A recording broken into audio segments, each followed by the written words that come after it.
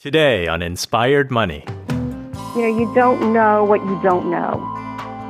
I think it's the role of financial advisors, financial institutions, and schools, frankly, to help with this financial literacy, really, and to guide people, really, with their finances. I think, we're just not really doing as good a job as we possibly can, and I think it's a really important thing that we, should be striving for as a country and in our companies. This is episode 38 with president and founder of market research agency Leflein Associates, Barbara Leflein.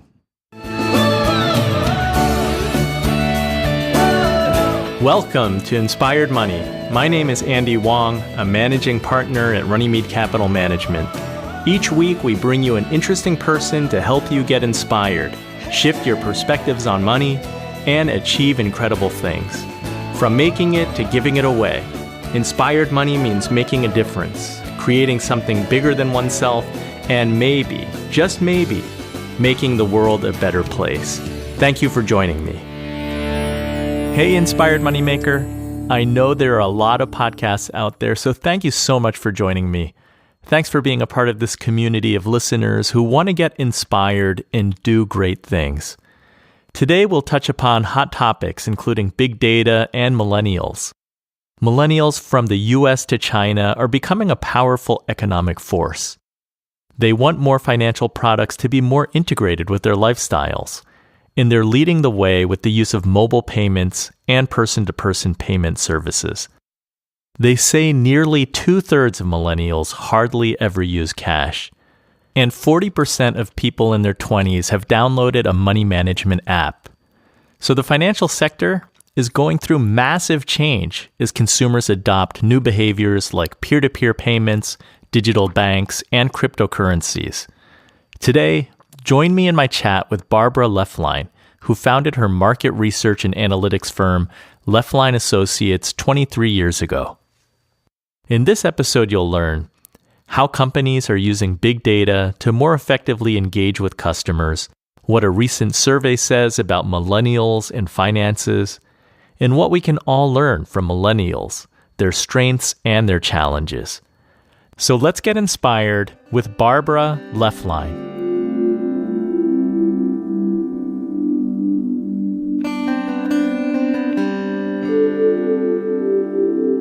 Barbara, welcome to Inspired Money. It's so great to have you on the show. Well, thank you, Andy. Thanks for having me. Let's jump right in. What's your earliest childhood memory of money? My earliest childhood memory was being the proud owner of a leather-bound savings passbook that I got from the Dime Savings Bank in Brooklyn. I think I was in first grade. And I remember the feeling I had every time I went into the bank to make a deposit. It was very much like walking into a church, I'd say. It was a space with high vaulted ceilings. It was a very quiet space. You could hear your feet, on the ground. It was cold inside and very imposing. I even remember vividly the noise that the teller made every time they stamped my book. So I think that it taught me that saving money was a serious business. It was very sort of institutionalized and required a lot of diligence and time to get those numbers up. Yeah, I remember my passbook too. Those were back in the days when you would make a deposit and actually see interest being stamped in your book. Exactly.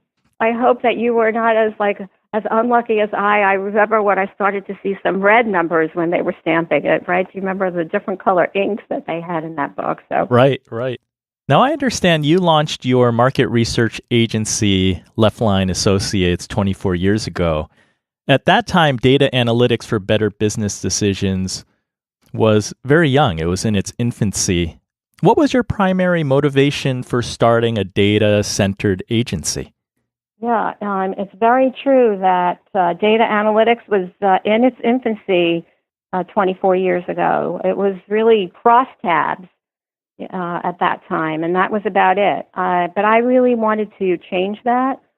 I was working at a firm, a prominent research firm. I was senior VP of client services for the firm, and I was really getting tired of offering clients these 3-inch deep reports with chart after chart reporting, one question at a time, and everyone's eyes would glaze over during presentations. You basically had to bring a wheelie with you in order to make a presentation. So one of my clients at that time was Deloitte, and I was doing a lot of the back office research work for their investment companies and retail practice groups. And I wanted to be a step ahead in order to better serve them. So I took it upon myself to hire an outside consultant, a data scientist type, actually. This was, 20 or so years ago, who had been a cryptanalyst at NSA. And I wanted him to help me with, mining the data in a more insightful way. And, we worked on a lot of exciting projects together. And then it became evident that actually I should start my own business and not be limited by the more traditional market research corporate cultures at that time. So what was your mission when you started your business, and how has that evolved over time? Well, I'd say that my mission was quite simply to really transform market research. My motto was think like a researcher, but act more like a consultant. Research was, I felt, too important to a company's bottom line not to give it an important seat at the table. And so what I wanted to do was to deliver better questions and better answers. And I was thirsty for new techniques that delivered deeper and faster insights, quite frankly. In fact, your first question, Andy, about my first experience with money is a really great example of a very useful psychological approach that a leading researcher developed. He would get people to relax on the floor in a focus group, not that we did this today, and have them recount their first experience with a product. So, kudos to you for asking, your first experience with money. I think, that's really quite important and interesting.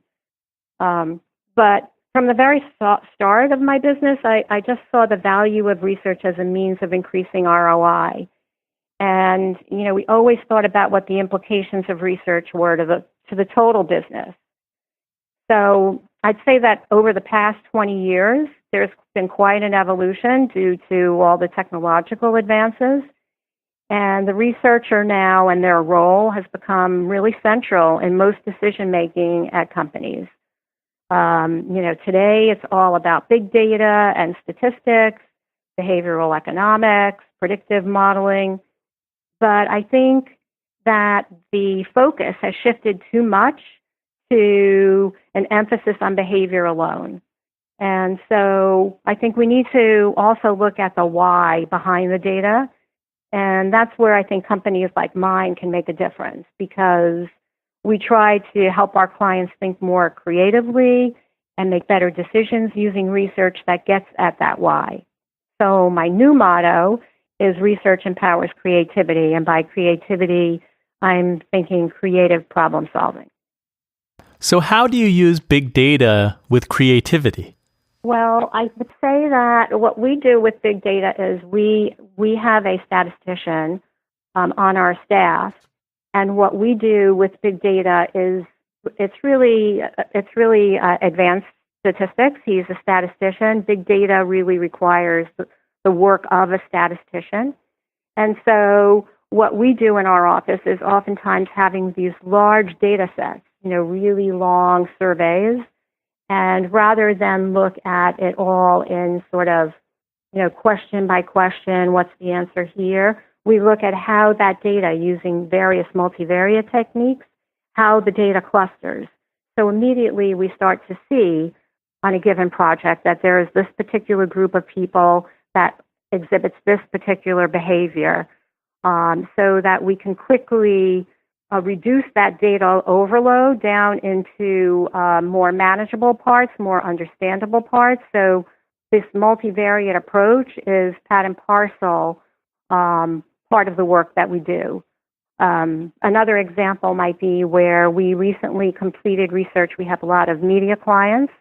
And so what's very big right now is in terms of targeting, micro-targeting. As we all know, it's been in the news quite a bit.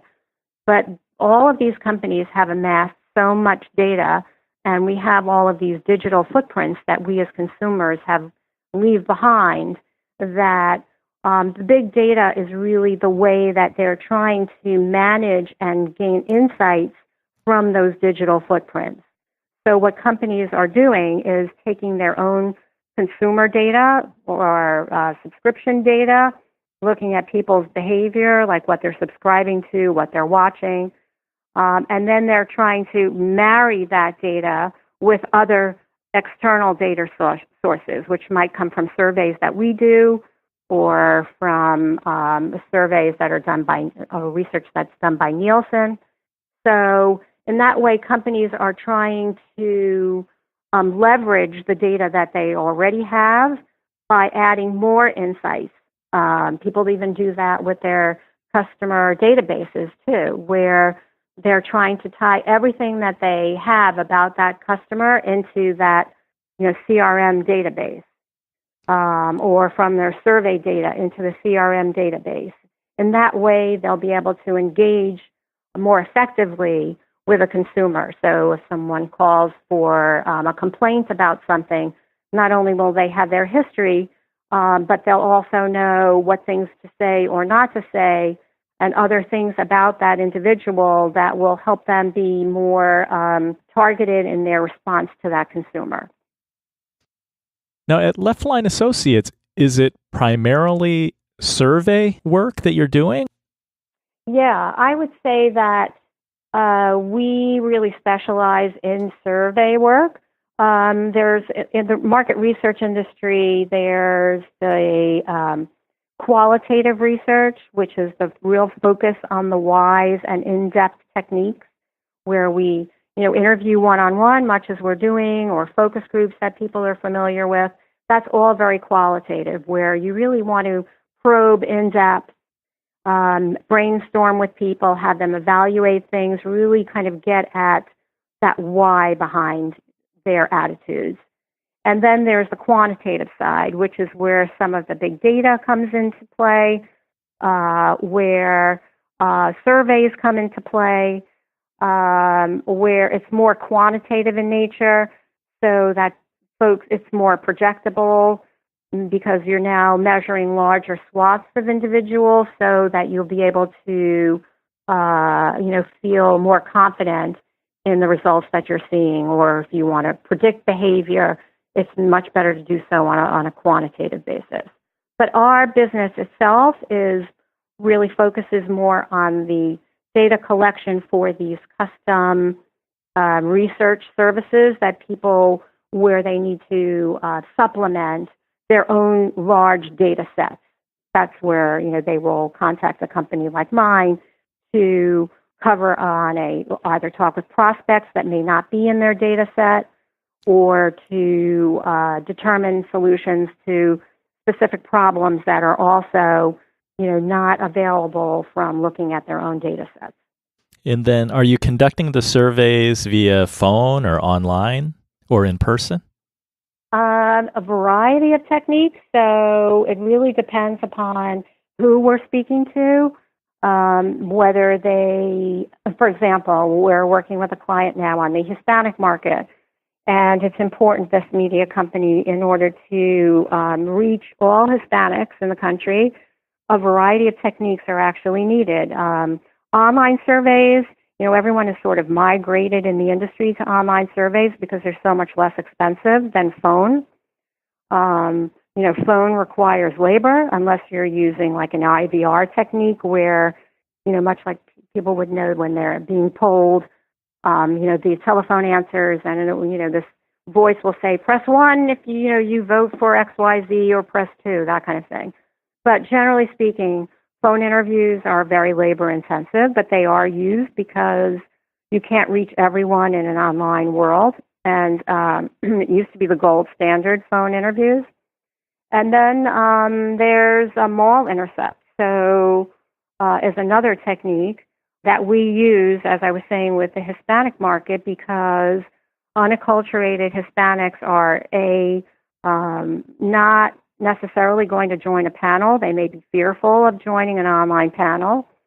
And so when you intercept them in the mall, the interviewer will have them and go through the interview with them in their own language, and they will feel more comfortable in responding to a survey than, being fearful of, consequences now of ICE and, immigration. So it really kind of depends on, the target group that you need to reach. Now, your company has done a number of surveys focusing on millennials. Recently, you did a survey on millennials and finance. Can you talk about how millennials are poised to change how companies operate and a little bit about your findings? Sure. One of the things that we found out is that, it's not quite surprising, but speed and convenience is central to millennials in every facet of their lives, and that, of course, includes finance. We see that 3/4 of millennials demand 24/7 access to someone at their bank or credit card company. That's really the cost of entry for any financial company today. Fintech has also revolutionized how millennials transact. It's second nature for millennials to pay for products and services without taking out a wallet, a credit card, or a checkbook. And nearly 60% are using apps like PayPal and Venmo. 65% used a banking or financial app in the past month. They're definitely resourceful, and they're utilizing the tools that they have available to them. Yes, this is in stark contrast to how we started today's conversation with our passbook and visiting the bank branch with vaulted ceilings. I think that the millennials are often missing that experience today. I agree. I think that there's definitely something to be said about a personal connection, where you can speak eye to eye, and, they are missing that. And I think that's where opportunities for companies like yourselves really, can make a difference, especially given this era now of what we call it, where you're not connected. You would think that you are, but really you're really not as connected one-on-one, and that's the part that's missing, I think. It's a large group. What are the years that qualify a millennial? Well, in our survey, we were looking at 18 to 34. There are different variations of that, but it's basically folks that are, kind of coming out of school and then up into their mid-30s. So, yeah, it's a large swath for sure. Yeah, and within that swath, there are a lot of sweeping generalizations that are made. When I talk to different millennials, I find that many of them are very sophisticated, at least in trying to plan for their finances. What are some of the findings that you found in your surveys? Well, firstly, I think that they have a lot of confidence. That I could say about all of them. They think that, they give themselves a B, or higher, on average. So they think that they know what they're doing. They are definitely smarter. This generation is better educated in terms of higher education than previous generations. So, they know where to go get information. They get information, online. They get them even from YouTube stars. They're going to get information where they can. So they're resourceful. Coming up, what we can all learn from millennials. And Barbara even gives me suggestions on how I might better serve millennials as a financial advisor. But first, Barbara says not all millennials are the same. But for sure, there are some real differences that we've seen between the younger groups, those, 18 to 24 and the 25 to 34. You really have to look a lot more at what that life stage is and whether, younger folks are really more driven by, they're actually being saddled with that debt at that time. They're really not making money. They really haven't set the course yet for their lives. They're still thinking at that point, oh, I might go after my passions. That comes before my finances. But then once they're starting to work, it's changing. I mean, they are deferring marriage and even buying cars later in life and thinking about it in part because they don't feel that their finances are all intact. And yet, you really have to look at the individual groupings and life stage of millennials as opposed to like just one homogeneous group. I think that, there's some real opportunities here to talk to millennials in a way that will resonate with them, but you need to talk to them like where they're at in their lives. And so, that's what I think we found in this research is that, the older they were, the more confident they are. And also, I think that they feel more comfortable in their position financially than younger millennials. They feel that, they're okay, that where their position in life financially now is actually not so bad. If it continued into the future the way it is right now, they're fairly content. There was a percentage of about a quarter of them that felt, this is good. I can continue this way. So that would be a group, that, sort of have their financial sea legs. Another finding that we had that I thought was really interesting is that 20% of millennials want to start their own business. I think that's like so exciting. And I think there too, it sort of spouts out, hey, come help me with that. How do I go about that? I think they really need encouragement around that. I think that the case with millennials is, everyone for that matter, but even with millennials who are so confident about their self-managing is, you don't know what you don't know. I think it's the role of financial advisors, financial institutions, and schools, frankly, to help with this financial literacy, really, and to guide people, really, with their finances. I think, we're just not really doing as good a job as we possibly can, and I think it's a really important thing that we, should be striving for as a country and in our companies. That's for sure. And your comment is timely because April is Financial Literacy Month. Excellent. So we are all trying to celebrate and figure out how to teach financial literacy more effectively, since most of us did not learn practical information in school. The show notes for this episode can be found at inspiredmoney.fm/038. It's time for the Runnymede Money Tip of the Week. Today I want to give you a money saving tip. When it comes to your personal balance sheet, there are really only two things. There's how much you make, and then there's how much you spend. Good savers know the difference between wants and needs. Many clients try to tell us that travel, new clothes, and dining out are real needs. They're really not. If you take the time to write down a list of your basic needs, your wants, and your big wishes, it can go a long way to help you prioritize what's important, as well as clarify longer-term goals. It sounds simple, but it can make a big difference. For me, it turned out that cable TV was not a basic need at all, whereas internet is. We cut the cord, reducing our monthly bill from more than $200 a month to about $75. Give it a try, and let me know if you're able to reduce your spending without sacrificing happiness. That's your Runnymede Money Tip of the Week. The Inspired Money Podcast is brought to you by Runnymede Capital Management. That's RUNNYMEDE. We help you to plan, invest, and worry less. Get to know us better and educate yourself for free by subscribing to our blog at inspiredmoney.fm. We've received some really great iTunes reviews. I'm not going to read them now, but we're up to 36 five-star reviews, so thank you so much for that.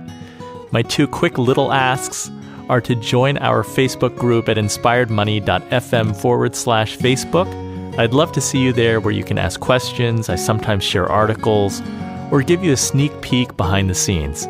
And lastly, if you're not subscribed to the podcast but you're listening, please subscribe now.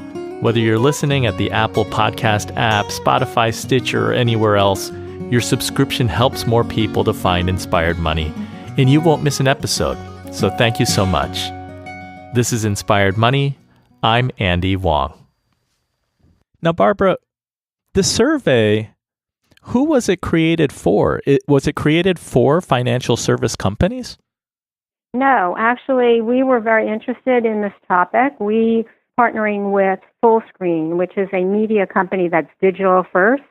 You know, they represent a lot of YouTubers, and we have an online community of 2,500 or so millennials that are part of this online group where we survey them about their lives, their fears, their aspirations, their media habits,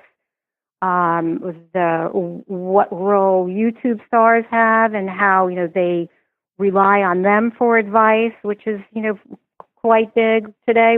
That was something that was not available before, and so we're studying millennials on an ongoing basis, and we thought that given it's tax month, that would be a really good topic for us to cover off on in more depth. So would you advise me to do more YouTube videos? You could. There are video podcasts. Yep. Yeah. There are video podcasts. I would also advise you, to invite some millennials and kind of have like a little round table or panel, based on their life stage, right, where, what their needs are right now. I mean, I think, I do think that millennials are strapped for money, for sure, because they are paying off this debt, and they're frankly not making that much money. And, as you were saying earlier, some of them are still living at home. What we found in this survey is that millennials are doing a really good job at working within their means, with understanding how to budget the money that they have. We see that they're even willing to, stop with their Starbucks, or going to, a salon or going to a gym, in order to kind of make make ends meet right now. So they're very good at understanding those like money saving tips and strategies. But I think that's not enough. It's really teaching them what the value is of saving and how they can go about it and where they can invest their money, maybe pay off their debts more wisely, take advantage of company IRA participation. I mean, and so there are ways that you would have to be devoted to kind of bringing them along from where they are actually as they grow. And so not every company is doing that. I see more ads from financial services and those that want to work with you if you have a high net worth. Companies that are willing to position themselves and work with millennials who are like struggling and starting to get started. I think that you and folks like yourself can really take advantage of, if you're willing to make that investment, of being known as a company for not only giving tips and strategies about saving money and making ends meet, but how you understand them and can work with them and want to develop them, even help them as they start or want to start their own businesses. Yeah, that's interesting. Certainly engagement is key.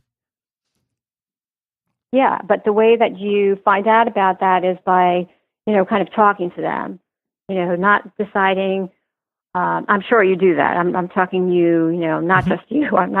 I'm talking about, though, as an industry, it's really, making a determination. Yes, we've done some research. We've spoken with millennials at these different stages. Maybe we start off with those that are in jobs right now. There are millennials that are parents and they have different needs. Here's how we can, begin to work with you make you aware of, help you set your financial goals, and be there for you.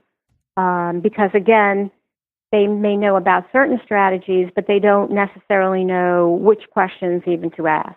Yeah. No, I love your idea of hosting a roundtable and encouraging discussion. It's always helpful. I think boots on the ground is really critical. Said like a true market researcher.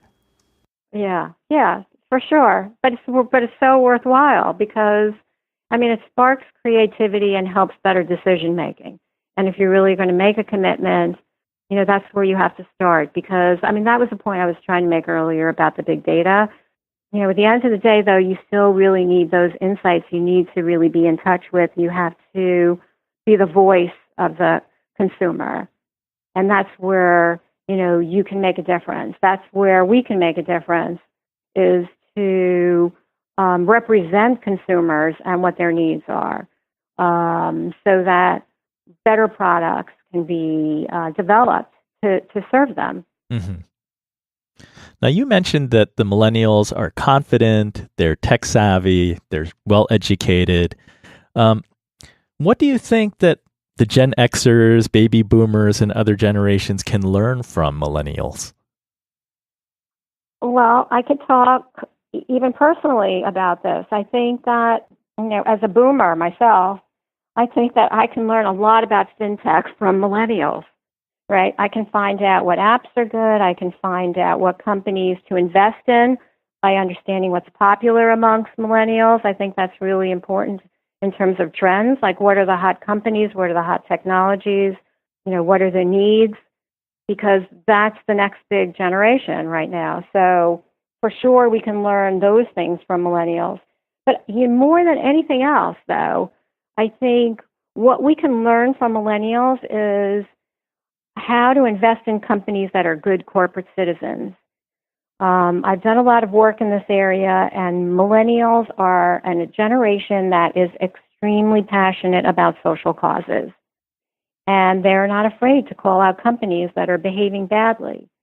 More than anything else, I think there's really a lesson to be learned about what being a good corporate citizen is, how to invest in those companies. And I think that millennials, and we're seeing now Gen Z, are kind of leading the way with that. Yeah, that's all very encouraging. They very much are willing to vote with their dollars, choosing which companies they want to support. Absolutely. Not only voting with their dollars, but also, CMOs at all of these companies dread, the backlash on social media from any misstep. So it's voting with their dollars. But if you have a misstep, that is a real problem. And I think companies are really concerned about that. They're monitoring social media sentiment. Our company is doing a lot of work to make sure that some of these ads and messaging are not going to be like tone deaf with certain groups, or if they look like they are appropriating a culture, or they look like they're inauthentic. You can't inauthentically either say, okay, I'm really all for, education around even financial literacy, and it's really not even a fit for your company. It doesn't make sense. People see through that. Millennials see through that right away. Yes, absolutely. And then word spreads very quickly on social media. Very quickly. Information is disseminated quicker than ever. It's true. It's true. Now, did you find any unexpected surprises in your millennial survey? I did. It's sort of ironic that, when it comes to money, and we were talking about how millennials are doing all of these digital transactions online, but when we asked them about if they trusted financial companies that are online only, they're not so trusting. They would actually like to know, even though they may not go into that bank, they want to know that the bank actually has a physical presence. So I thought that was interesting, and something that financial services companies should know about, that in fact there's a lot to be said about having an in-person if you need it, having a brick and mortar component is important. I also thought that it was interesting, and I don't know what your experience is like, Angie, on this, but it's surprising and encouraging that millennials feel that their current financial situation, if it stayed the same, they'll be okay. Those were some of the things that I thought were surprises. Again, also about the fact that it's not one homogeneous group, too, that there really are differences based on, where they are in their life stage. Right. Yeah, the brick and mortar aspect is surprising to me because I just would have assumed that the growth of a lot of these online banks were because millennials felt very safe using them. It's not so much that they necessarily need to use the brick and mortar, but I think that it shows, though, that there's a level of that it's trustworthy, that I could actually trust my money with that institution. So it is very surprising. I think that, it may call for some more research along those lines, for someone that's interested in just, having like a financial app where you can do all of your savings and all of your financial transactions online. But I think there's a lot to be said there. So I think it just requires, some more research as it might relate to a specific company. In your research, did you ask specifically about what apps are being used or what fintech companies are favored? We asked it, I think, on a sort of a superficial level. We didn't really get at all of the different apps that people are using. I mean, I can tell you that, for example, nearly 70% of millennials are using like a tax preparation brand online, and I can tell you that they're using certain brands like Mint. 21% are using Mint as an example. Mm-hmm. Zelly at 12%, Wally at 19%. But I think, there's so many different apps that we didn't really run into the whole laundry list of them. But, they do have experience with a lot of these apps. Yeah, 70% using a tax prep. That's really high. It's very high. How do you think that impacts the CPAs out there, or in the cases of a financial advisor like me? How do you think that millennials will engage with professional advisors in the future? Yeah, I think the question should be, how should you engage with millennials? That's what I think. I think you really, you have to be really more proactive with them. Because again, it's something that they, don't know. They don't know that they need it, and it's something that you have to be proactive about. It's really, I don't know that they're seeking you out right now. I mean, a proportion are utilizing financial advisors. 24% have actually, looked to financial planners or advisors for tricks and tips on how to save money. So that's not bad, a quarter, but that means that 75% haven't. Right. That's a big number. Yeah. I mean, there's something there, but, it's like an untapped market, but I think that they just don't know. They don't, that's a really good example of an area that they don't know, exists for them. That's not a channel that they're thinking about top of mind. Well, it goes back to what you said earlier. You don't know what you don't know. I need to proactively focus on education to both our existing clients and prospective clients. Exactly. I mean, I'm sure you have really strong messages around that. It's a question of, how you get that message out. And, podcast for sure is one way that you can do that. And then, are you doing things like on Twitter as well? Yes, we are on Twitter. Our listeners can find me at RUNNYMEDE, where I share articles, podcast episodes, blog posts. I really try to engage with a community of diverse people. Of course, there's always room for improvement.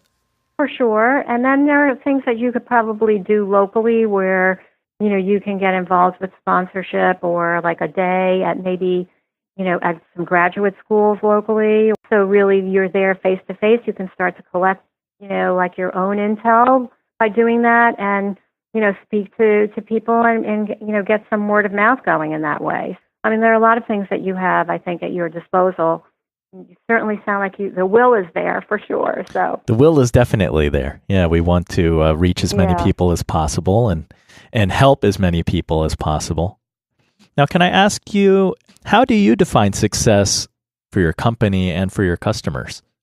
I don't think I'm alone in this, but I really, though, feel that my client's success is my success. I really want to exceed their expectations. I want to make my clients feel like they're a hero in their organization. I want them to come to me for answers, and I want to deliver those answers, on time, on budget. But I want those answers to be actionable. I want to provide them with value. My job is to ask the right questions, and some of those questions that maybe the clients, like we were talking about, may not be thinking about when they hire a firm like mine. I'm happy when we discover, well, did you think about that? Or what's the implication of this, for the rest of your business? Or, those kinds of questions. And so, if I do my job with clients, they're going to use me again, whether they're in their current position or if they move up the ladder, they're going to refer us to their colleagues, and my business is going to prosper. So, that's on one level. I think another level of success for me is that there are intangibles that also define it. And so those are the actual collaboration with clients and the learnings that come from working with them to solve problems and make improvements. Those are just as important to me than the financial aspects or just doing the right thing for a client. It's really the work itself is its own reward. I hear what you're saying, going back to your earlier motto of thinking like a researcher, acting like a consultant. You want to help the client ask the questions that they may not have thought of. And then I guess your other one, research empowers creativity. I love that. Can you tell me how you and Leflein Associates are making the world a better place? Oh, okay, I can try. I'm part of this diversity council at the Advertising Research Foundation, and our role is to bring attention to the needs of minority consumer groups and to be relevant to them in brand messaging. We're also very proud of research that we just completed for WeTV on women's empowerment, and we found that there are certain consumer categories that are ignoring women or worse, not respecting them in their messaging. So I think in these ways, our work tries to give voice to all types of consumers in order to result in more inclusion and better and more relevant products and services that will help consumers in their own lives. I love that. Barbara, where can the Inspired Money listener find out more about you and your company? You can follow us on Twitter or Instagram at Leflein Insights. That's LEF as in Frank, LEIN Insights, or visit us at www.leflein.com.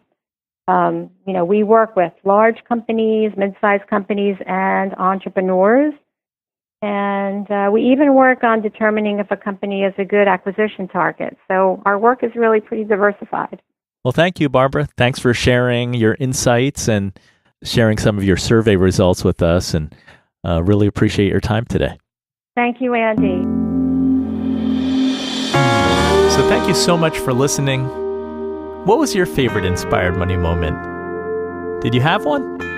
While I enjoyed the market research, big data, and millennial data, for me, the need for better financial literacy is huge.